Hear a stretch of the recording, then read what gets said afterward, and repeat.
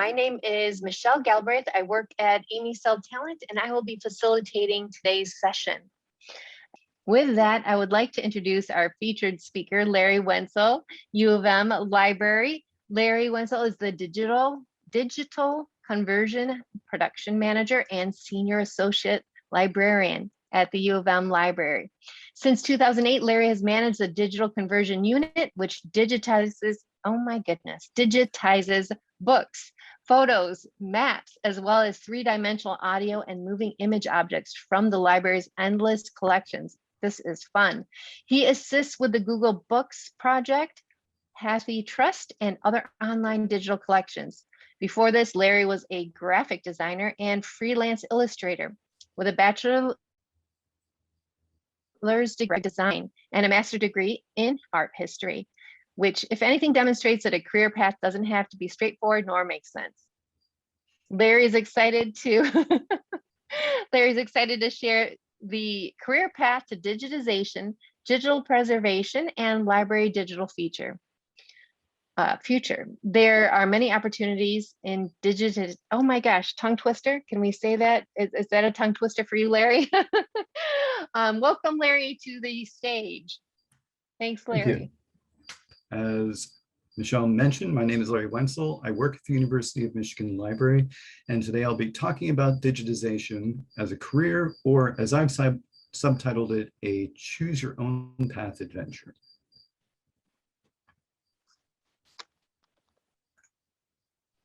So we'll go to poll question number 1.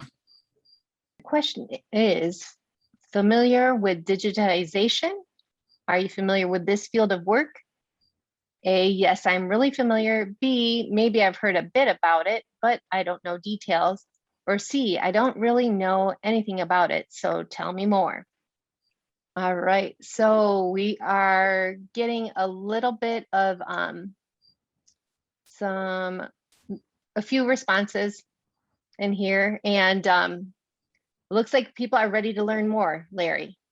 Oh, good.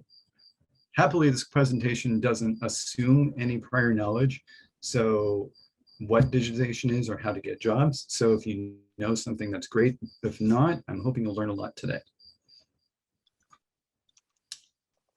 So what I'm going to cover today is who I am, what I do specifically, what digitization is anyway, how I got a career in digitization, how you can get a career in digitization if you want, and then we'll leave time at the end for questions.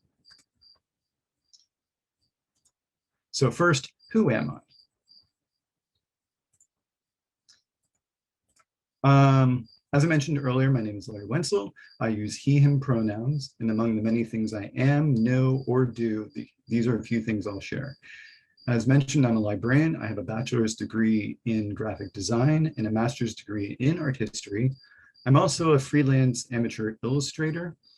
So a number of the illustrations that you'll see will actually be my own illustrations. And finally, I am white, cisgendered, and LGBTQ.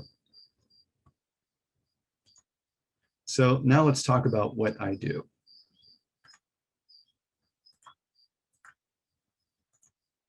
So what I do for a living is I am the Digital Conversion Production Manager, which is a lot of words that basically adds up to I manage the production queue of digitization for the university library. So I supervise 6 full-time staff who digitize 5,000 to 6,000 library materials per year. We have a budget of about $300,000 each year, which is pretty flush for any library. And I buy as well as review digitization equipment and software. I also help people figure out how to digitize material. And as you can tell from my illustration, I go to a lot of meetings that I enjoy. So now we'll move on to what is digitization anyway? According to Wikipedia, digitization is the process of converting information into a digital, i.e. computer readable format. So why would you do this? First of all, contrary to what some people think, everything isn't on the internet yet, and digitization is the way to make those materials available. It also makes things easier to access and to share, and digital content can be copied, backed up, preserved more easily than analog material. So now I'm going to show you some of the equipment that we have in the University of Michigan Library.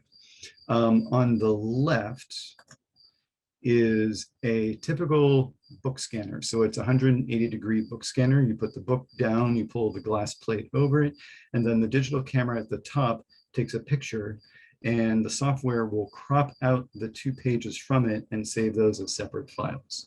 Now, the thing about this is it's great because it moves very quickly, but you also need a book that can open up to 180 degrees.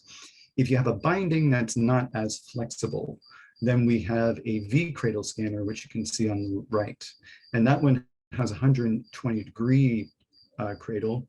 It also has that for the glass plate, and that holds the pages flat. And then instead of one single camera, we have 2 cameras that shoot the opposite pages individually. And so this is easier for books that are more brittle, don't open all the way, and we can do more things without damaging the books. For the next slide, we have a book and map scanner on the right, as well as a high-end digital camera on, or I'm sorry, I'm getting my directions mixed up. Book and map scanner on the left, high-end digital camera on the right. So on the left, the book and map scanner, it also operates like a book scanner, but it has a 34 by 68 inch scanning bed. So we can do maps and posters as well as large foldouts. It's currently set up with a book in a V-cradle, and we can tuck that in at the end. The difference is from the other V-cradle scanner we had, this one only does one side of the book at a time. So it'll scan all the pages on one side, then we have to flip the book around and scan all the pages on the other. So it's not as efficient. The scanning arm with the camera and the lights actually moves across the entire thing, kind of similar to a flatbed, and will actually build up the entire picture. Now, over on the right, what you're seeing is a digital camera that's 100 megapixels. So in comparison to what you might have on your phone would be about, let's say, 8 to 15 megapixels. If you have a digital camera that you own is probably 21 to 28 megapixels. So this is several times larger. But we still have the option of doing very large things, even in comparison to that. And so this can actually take photos, and then we can do them in sections and piece things together in Photoshop to make very large images. In this particular image, we've got the transparent light box set up. And if you look in the very back, you can see hanging on the line rolls of film. And this is set up to take individual frames and shoot them using the light from the light box. And it takes high quality images. And finally, this is our audio and moving image setup. So we're not able to do, we don't have the equipment for digitizing audio cassettes, DVDs, film in-house. So we send that off to vendors, but this is a setup that we use for evaluating the files that come back to make sure that they've been done properly. And you can see from the variety of materials that we have. Now, the next 3 slides, the show and tell is almost over. They're going to show you the types of materials that we work on. So this is only a small sample of the many weird things that we get to work on. So on this slide, you can see 2 different books. One is an older book that has been badly beat up, and we're just going to capture it as it is. And on the right, we have an Islamic manuscript with a lot of gold decoration and red and blue embellishments all around the Arabic text. And so we get to work on either of these 2 things. On this slide, what you're seeing is on the left, this is a map that came out of a geography book for the state of New York, and it indicates the Adirondack wilderness. Now, this would have actually been in the book, folded up into the back. So when somebody was reading it, they could unfold the map and see the areas that were talked about in the book. However, that ends up wearing on the page and sections can fall out. So when we scan it, we scan the entire thing on the map scanner that you saw earlier, and then we would put it between sheets of Mylar and seal it and keep it separate from the book. But because we've digitized it, we can put it online altogether as it originally was. And then on the right, what you're looking at from the, if you remember from the digital camera, We were taking pictures from the rolls of film. These are how the rolls of film came to us. They were in a box. They were individually rolled up with little wrappers with some information on it. And so this is kind of the weird stuff that we get. All right, let's now talk about, oh, sorry, I forgot one more thing. These are examples of some of the audio materials that we have. So we have reel-to-reel tapes. So these are these are reels that are about 8 inches in size. They're about the size of a personal pizza. And so it has a lot of tape on it. The reason why it has the stripes and the banding is because the material, the tape has not been properly packed, which is it's not been wound at a constant rate to make certain it's all together correctly. Now on the left, what you're looking at is a plastic record. So this is actually something that came out of a magazine. It was printed and mailed to people in the magazine, and people took it out of the magazine, punched it out of the sheet, put it on a record player, and could play it to listen to whatever was on it. It's not great, but it's just kind of the weird things that we'll get in collections that we have to figure out what to do with.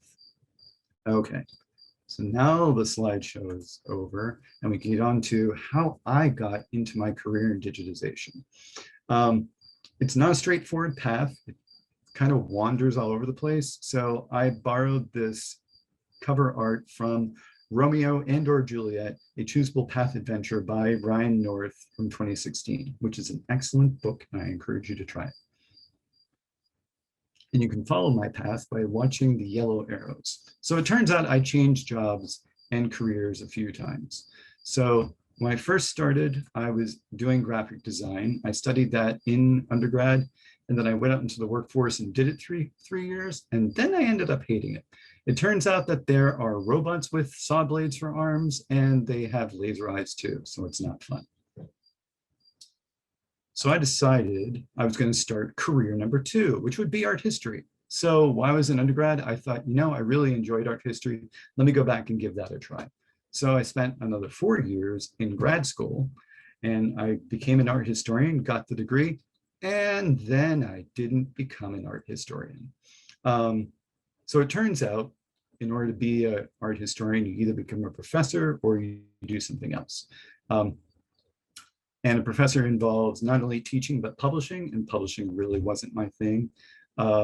Plus, there's a lot of infighting, which you can see with Romeo and Juliet in the bottom corner fighting each other. So I decided I wanted to move on to something else. So I went into my third career, which was digitization. During grad school, I ended up teaching myself how to use scanners. I was using digital cameras for photography.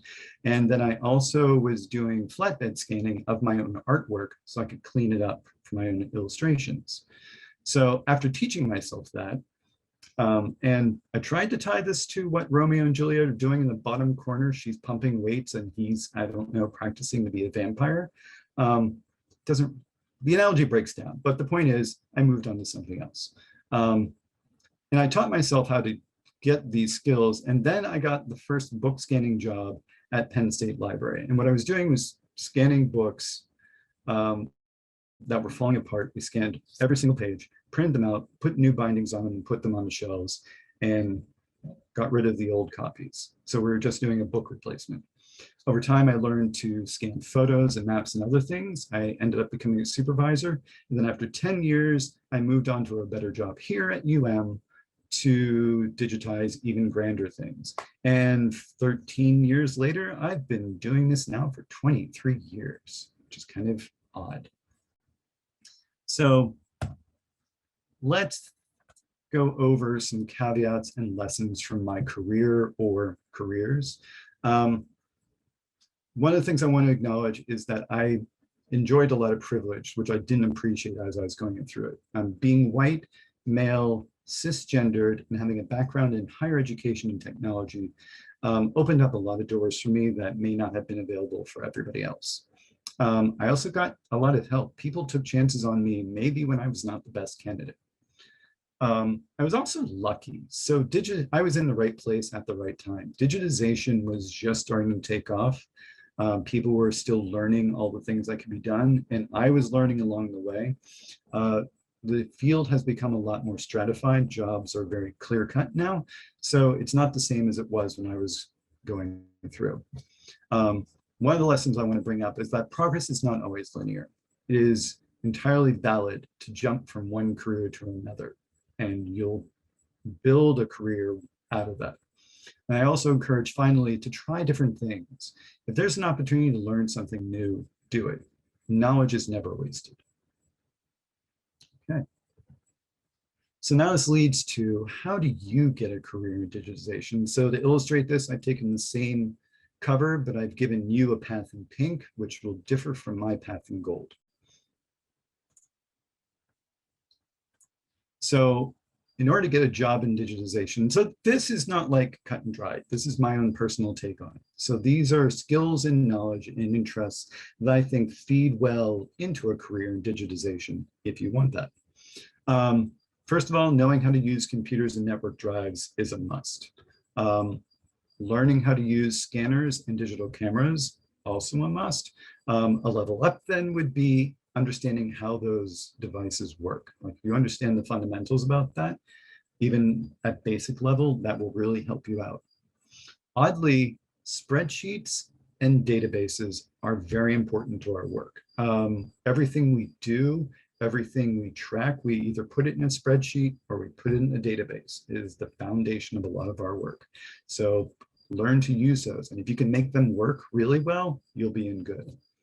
And then finally, if you're good or can learn how to run computer scripts, formulas in Excel, or like actions in Photoshop, you're going to be able to take some redundant, repetitive work that will just take a mind-numbing amount of time and buzz right through it quickly.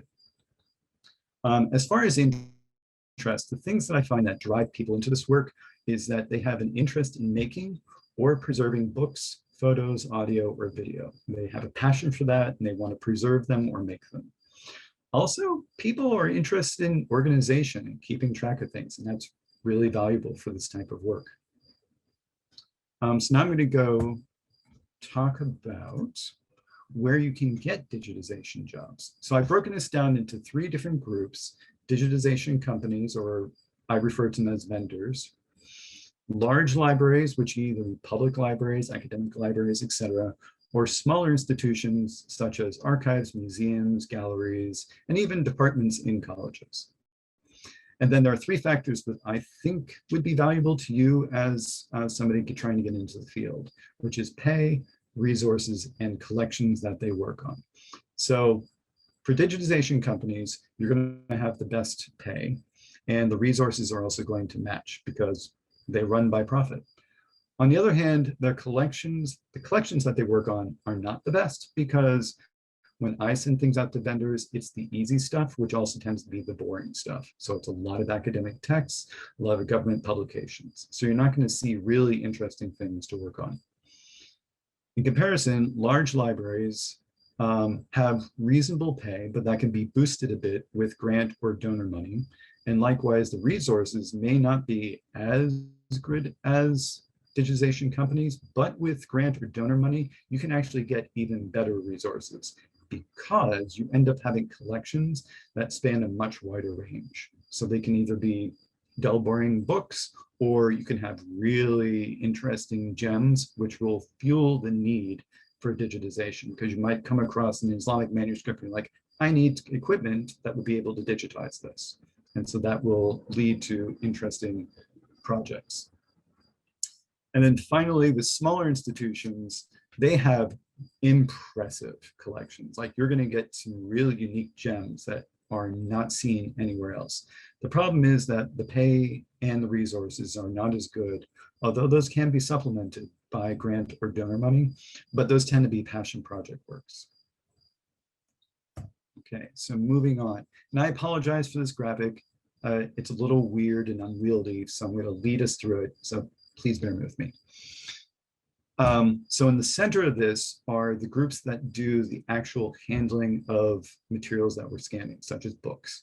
So on the one side is digitization, which are the people who are doing that work, and the other side are handling, people who handle, process, or ship the materials and make sure that those things are ready to digitization or to go back onto the shelves. Encompassing that, people who do tracking and statistics. So these are people who are good at organizing, and they track where materials are going, and they also keep statistics about what we're working on, what we've accomplished, how much we've done.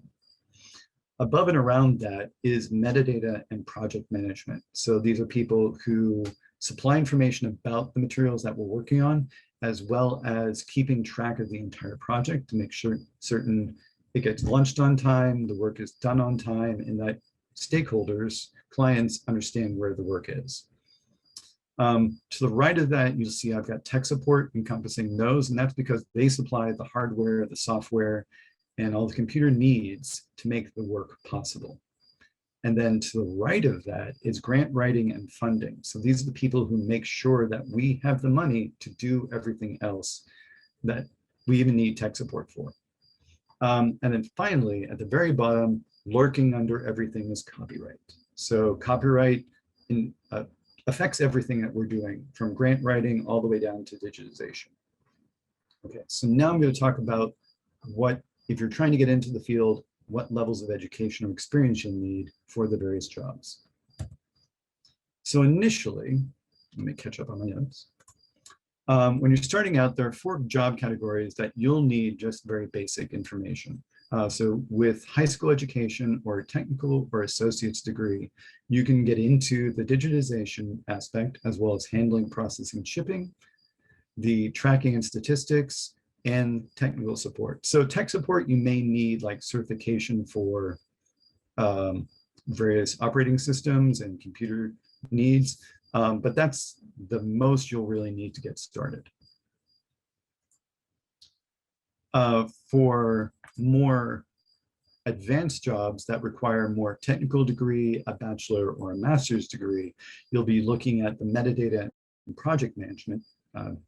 I had this listed separately, and then I thought my fellow librarians are probably going to critique me about the fact that I put metadata librarians in a different category. So I bumped them up to the fact that they need a degree in information sciences. But project management also requires some specialized knowledge, as well as grant writing and funding. So like granting agencies like the Mellon Foundation, they will say you can apply for money, you just have to fill out this application. And the application has a very specific way to be written, and you also have to make a persuasive argument about why this project should be done. So it requires some more training than you might normally have, and well as funding. So funding would be people who handle money, doing finances, etc. So you need financial training. And then finally, copyright. So copyright is very advanced. You'll either need a law degree or specialized training in copyright law, because copyright and intellectual property rights are very difficult, and they vary between different types of material formats, as well as different countries have different rules about things. And so you really have to navigate that for the overall project. And now we're just wrapping up. So what I wanted to summarize up here is, how do you choose your own path in any career? First of all, you don't need an advanced degree to get started. So we could be talking about digitization, but this applies to really any career. There are entry-level ways to get into a job so you can start off getting involved and getting your feet in the door. The one important thing that I would emphasize is that you should be willing to do grunt work and do it well. So when we had students working for us, one of the things that we evaluated them by was, if we gave them instruction, how many times did we have to give them instruction to keep them on task?